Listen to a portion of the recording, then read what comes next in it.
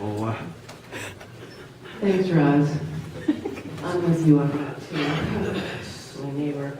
I'll be as quick as I can. I brought some stuff today I want to leave with you. I didn't make enough for the whole committee because I just, Anyway, this is an article from March 1991. I believe it's Ledger Telegram in central Wisconsin. Mines to boost economy of Flambeau. This was a big story about the great jobs that were coming to Flambeau and all the great economic and how safe it was going to be environmentally. And there was a quote from the then president of WMC telling us how this was going to be so great for Flambeau, it was going to help all the kids, and there was going to be, what was his name? Jim Hanley. The quote was, economic boost. Some of our counties need to ensure the future of the children. So instead of the North Star Economics study, I presented this to the committee, but I just wanted to present it. This is the Mining Impact Coalition of Wisconsin. When mines enter mines, the investigation of Ladysmith and the economic impact of the Flambeau mine. It was done by the Mining Impact Committee in 1997.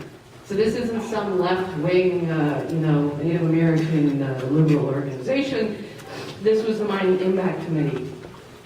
And the lessons of them basically says, number 2, mining does not create economic prosperity. Mining does not even create relative prosperity in the rural centers where impacts could have been readily obvious.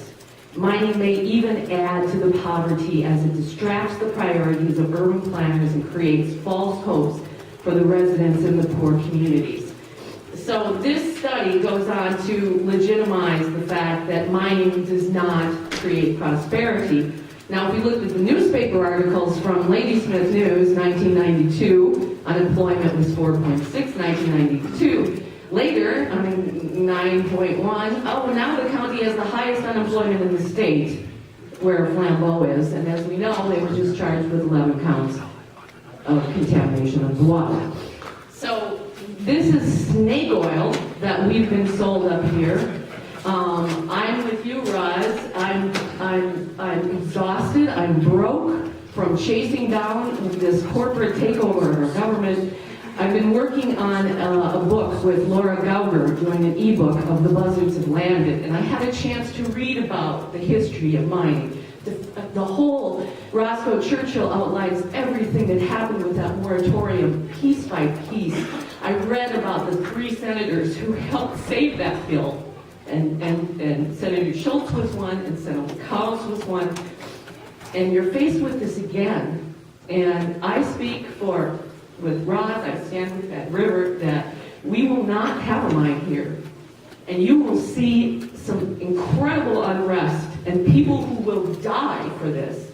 I will lay my body down and I will die for this, because without that and without our water and without our neighbors, but more than that these legislators in the whoever has taken over the Republican Party, every company excluded, have no connection between what they are doing to what these people's lives are.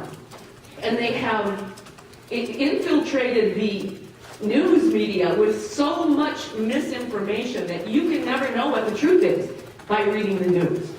The only way I know the truth is because I go down there and I watch you guys, and I sit there and I watch you and I hear what they say. And they don't say what they say they say. They don't. They lie.